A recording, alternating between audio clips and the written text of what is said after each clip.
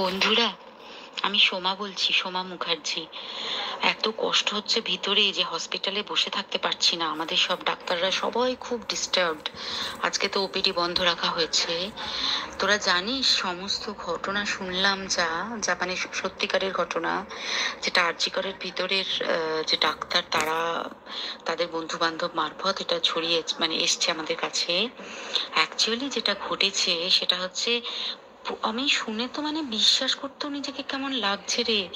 প্রত্যেকটা আমাদের ওয়েস্ট বেঙ্গলের প্রত্যেকটা মেডিকেল কলেজে, বিশেষ করে কলকাতার সরকারি মেডিকেল কলেজগুলোর প্রিন্সিপালরা, ডিপার্টমেন্টাল হেডরা, প্রিন্সিপালরা বিশেষ করে, তারা পাশ করানোর জন্য স্টুডেন্টদের কাছে রীতিমতো টাকা নেয়।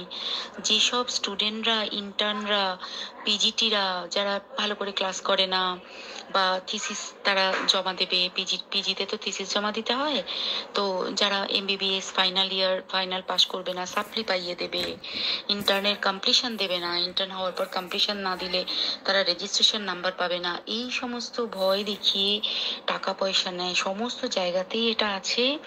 এর মধ্যে সব থেকে নিকৃষ্টের থেকেও নিকৃষ্টতম হচ্ছে সন্দীপ ঘোষ, প্রিন্সিপাল, যে তোর আমাদের কি বলে আরজিকর মেডিকেল কলেজে। সেখানে ভাব যে ওনার একটা বিশাল নেক্সাস ছিল, যাতে উনি বেশ কিছু ইন্টার্ন, হাউস স্টাফ এদেরকে দিয়ে ওই নেক্সাসটা চালাতেন। তারা ওখানে একটা সেক্স র্যাকেট চালাতো, তারা একটা ড্রাগ র্যাকেট চালাতো। ড্রাগ র্যাকেট মানে ওই যে ওটাতে বলেছে না, ড্রাগ মানে শুধু ওই হেরোইন আর ব্রাউন সুগারের ড্রাগ খাওয়া বা মদ খাওয়া নয়। ড্রাগ মানে হচ্ছে যে কম দামি, কম টাকায় যে ওষুধ পাওয়া যায়, যে ওষুধ, ওষুধ না জল ভগবান জানে, সেই ওষুধের কোটি কোটি টাকায় যে টেন্ডার বেরোতো, সেই ওষুধ নিয়ে ওষুধ কোম্পানিগুলোর কাছ থেকে কোটি কোটি টাকা, সেই সমস্ত টাকার একটা বড় অংশ যেত পার্টি ফান্ডে। বুঝতেই পারছিস তাহলে। সেই জন্য পার্টির একদমই কাছের উনি, পার্টির মানে একদম খুদ ওপর লেভেলের, একদম আসল জায়গাকার কাছে। তো এবার উনি এই যে নেক্সাসটা চালাতেন, তাতে রীতিমতো কোন ইন্টার্নকে উনি পাশ করাবেন, কোন পিজিটিকে উনি থিসিস কমপ্লিট করাবেন, সেগুলো সব ভয় দেখিয়ে টাকা নিতেন। আর তার হয়ে কাজ করতো ওই ইন্টার্ন হাউস স্টাফের একটা পুরো বড় নেক্সাস।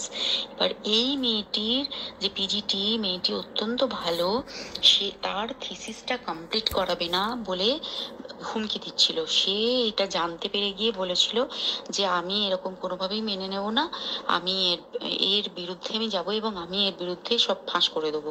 তখন তাকে রীতিমতো ধমক দেওয়া হচ্ছিল। এটা চলছিল লাস্ট 6 মান্থস ধরে, 6 মাস ধরে তাকে হুমকি দেওয়া, তার প্রতি বেশি বেশি প্রথমের দিকে কি করছিল, অত্যাচার করছিল। কিরকম, বেশি বেশি করে নাইট ডিউটি দিচ্ছি, অ্যাটেস্টেজ 36 আওয়ার্স ডিউটি, বেশি বেশি করে নাইট, বেশি বেশি করে খাটানো, এবং এগুলো সব জানে ডিপার্টমেন্টাল হেড, চেস্টের যে ডিপার্টমেন্টাল হেড সেও জানে, সিনিয়র পিজিটিরা সবাই জানে।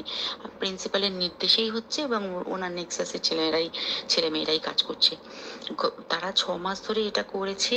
করার পরেও যখন ওকে আটকাতে পারেনি, তখন কি করেছে, ওই দিনকে ওরা ঠিক করেছে, যে দিনটাতে এই ঘটনাটা ঘটেছে, সেদিন কতখানি প্ল্যান্ড এবং গট আপ গেম দেখ।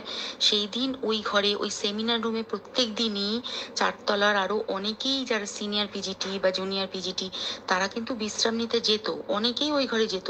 সেই দিনকে ও একা, ওকে বলেছে তুমি ঘুমিয়ে পড়ো, ওকে একা রেখে এসেছে। বাকিরা কাউকে যেতে দেয়নি, বলেছে ওই ঘরে আজকে ঘটনা ঘটছে, কাজ হচ্ছে, ওই ঘরে কেউ যাবে না। ওই ঘরে সেই দিনকে ওর সাথে যখন খাওয়া দাওয়া করেছে বাকি 4 জন, সেই 4 জনের মধ্যে একটি মেয়ে পর্যন্ত ছিল। সে কিরকম মেয়ে চিন্তা কর, এরা ডাক্তার না জানোয়ার জানি না, আমি জানোয়ার বললেও জানোয়ারদের অপমান করা হয়, কারণ জানোয়ার সমাজে এরকম কাজ হয় না। তো ডাক্তার না কি আমি বলতে পারবো না। সেই ইন্টার্ন মেয়েটি আরেকটি ইন্টার্নের গার্লফ্রেন্ড, তো তার সাথে ওই পিজিটি মেয়েটি প্রচুর ঝগড়া হয়েছে। ঝগড়া হওয়ার পরে তারা তো হুমকি টুমকি দিয়ে চলে গেছে, দিয়ে তারপর বলেছে তুমি ঘুমো। এবার ও তো জানে না, ভালো মনে শুতে এসেছে। তারপরে তারা গিয়ে মদটদ খেয়েছে, 7-8 জন মিলে চড়াও হয়েছে। এবং তোরা জানিস যে প্রথমে তার হাত দুটোকে দুপাশে 2 জন ধরে রেখেছে, এবং সেই কাজে সেই মেয়েটিও সাহায্য করেছে, ইন্টার্ন মেয়েটি। 2 জন ওকে পা দুটোকে টেনে জরাসন্ধর মতো ছিঁড়ে ফেলেছে, ছেঁড়ার মতো করে টেনেছে, যাতে পেলভিক বোন ভেঙেছে, কলার বোন ভেঙেছে। কি বিপর্যস্ত মানে বিধ্বস্ত, কি নৃশংস অত্যাচার করেছে। ওকে উল্টো দিক করে শুইয়েছে, পিঠের ওপর দিয়ে বুট পরে হেঁটে গেছে, মাথাটাকে এমন থেঁতলেছে যে মানে স্কাল ফাল রাপচার হয়েছে। এই সমস্ত করার পরে শ্বাসরোধ করে তাকে মেরেছে। মেরে তারপরে আরো যেটা আরো ভয়ঙ্কর, যে একটা মৃত মানুষকে মিনিমাম ডিগনিটি দিতে জানে না, তারা নিচে এসে দেখেছে ওই সঞ্জয় তখন বসে মদ খাচ্ছিল অন্য আরো গ্রুপ ডি স্টাফদের সাথে। সঞ্জয় ছেলেটা হচ্ছে তার কাটা সঞ্জয় বলতো ওরা, ওকে বলে ফল গাই। মানে ওর একটু ওইসব আলুর দোষ আছে, ও যত্রতত্র যখন তখন প্রস্টিটিউট এলাকায় যায়। এবার দেখেছে যে একে দিয়ে যদি একটা রেপ করিয়ে দিতে পারি তাহলে ঘটনার মোড়টা অন্যদিকে ঘুরে যাবে। এইবার ওকে বলেছে, যা সেমিনার রুমে তোর জন্য রেখে এসছি, যা তুই এবার গিয়ে কাজ করে দিয়ে আয়। ও এসে ওই ডেড বডি খেয়ে রেপ করেছে, যাতে তার ভ্যাজাইনাতে সিমেন্ট পাওয়া যায়।